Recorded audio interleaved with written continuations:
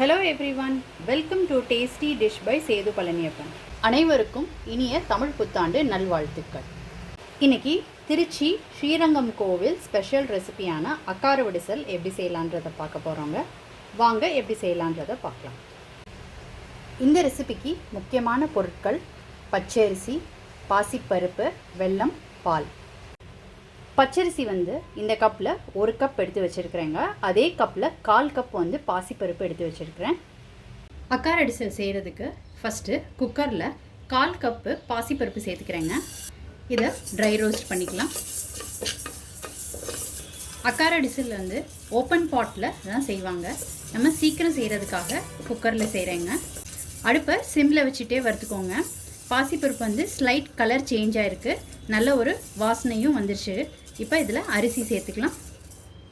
எடுத்து வச்சுருக்கிற 1 கப் அரிசி சேர்த்துக்கிறேன். இதை லைட்டாக வறுத்துக்கலாங்க. அரிசி, பாசிப்பருப்பு, பால், வெல்லம் எல்லாம் ஒரே கப்லேயே அளந்துக்கோங்க. அரிசி கை பொறுக்கிற சூடுக்கு வறுத்துக்கிட்டால் போதும். இப்போ இதை ஒரு பிளேட்டில் கொட்டி ஆற வச்சுக்கலாம்.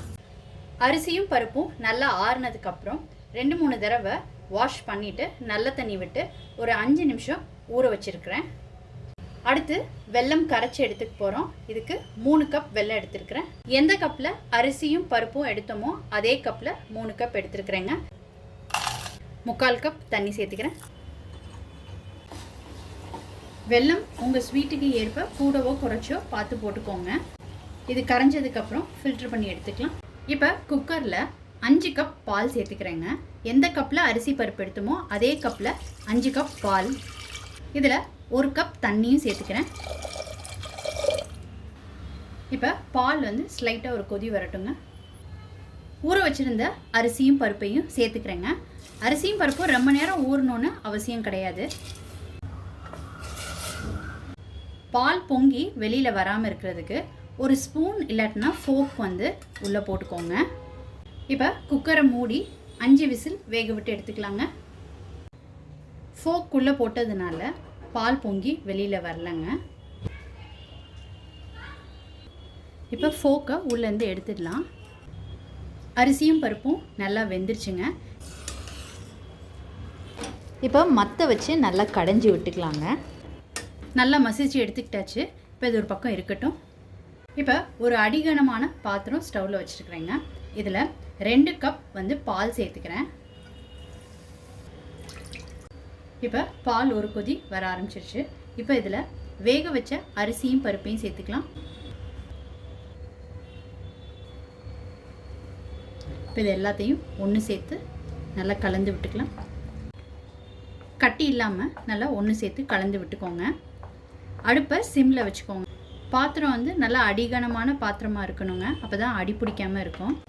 அக்கார அடிசலுக்கு பால் கொஞ்சம் ஜாஸ்தியாக தாங்க தேவைப்படும். பால்லே வேகும் போது தான் டேஸ்ட் ரொம்ப நல்லாயிருக்கும். நல்லா க்ரீமியாக ஒன்று சேர்ந்து வந்துருச்சுங்க. இப்போ இதில் பச்சை கற்பூரம் கொஞ்சோண்டு சேர்த்துக்கிறேன். வெல்லம் கரைச்சி வச்சுருக்கிறத சேர்த்துக்கலாம். நல்லா ஆறுனதுக்கப்புறம் சேர்த்துக்கோங்க. வெல்லம் கரைச்சதை சேர்த்து நல்லா கலந்து விட்டுக்கிட்டாச்சு. இப்போ இதில் 2 ஸ்பூன் நெய் சேர்த்துக்கிறேங்க. நெய் விட்டு நல்லா கலர்ன பிறகு இதில் ஏலக்காய் தூள் சேர்த்துக்கிறேங்க. ஒரு கொதி வந்ததுக்கப்புறம் ஸ்விட்ச் ஆஃப் பண்ணிக்கலாங்க. ரொம்ப நேரம் கொதிக்கணுன்றது கிடையாது. இப்போ ஒரு கொதி வர ஆரம்பிச்சிருச்சுங்க. அடுப்பை ஸ்விட்ச் ஆஃப் பண்ணிக்கலாம். அக்கார வடிசலும் கரெக்டான கன்சிஸ்டன்சியில் இருக்குங்க. இப்போ இறக்கிக்கலாம். ஒரு கடாயில் நெய் விட்டுக்கிறேங்க. முந்திரி பருப்பு சேர்த்துக்கிறேன். அடுத்து கிஸ்மிஸ் சேர்த்துக்கிறேன். வறுத்த முந்திரி கிஸ்மிஸை இதில் சேர்த்துக்கிறேங்க. இது எல்லாத்தையும் நல்லா கலந்து விட்டுக்கலாம். திருச்சி ஸ்ரீரங்கம் கோவில் ஸ்பெஷல் ரெசிபியான அக்கார அடிசல் ரொம்ப சூப்பராக ரெடி ஆகிடுச்சுங்க. நீங்கள் இந்த ரெசிபி கண்டிப்பாக ட்ரை பண்ணி பாருங்கள். ரொம்ப எம்மியான ரெசிபிங்க. நீங்கள் ட்ரை பண்ணிவிட்டு உங்களோட கமெண்ட்ஸை சொல்லுங்கள். உங்களுக்கு இந்த ரெசிபி பிடிச்சிருந்துச்சுன்னா லைக் அண்ட் ஷேர் பண்ணுங்கள். உங்கள் ஃபேமிலி அண்ட் ஃப்ரெண்ட்ஸ்க்கு tasty dish by Sethu Palaniappan சேனலை சப்ஸ்கிரைப் பண்ணுங்கள். நோட்டிஃபிகேஷன் பெல்லை கிளிக் பண்ணுங்கள் for more videos. Thanks for வாட்சிங்.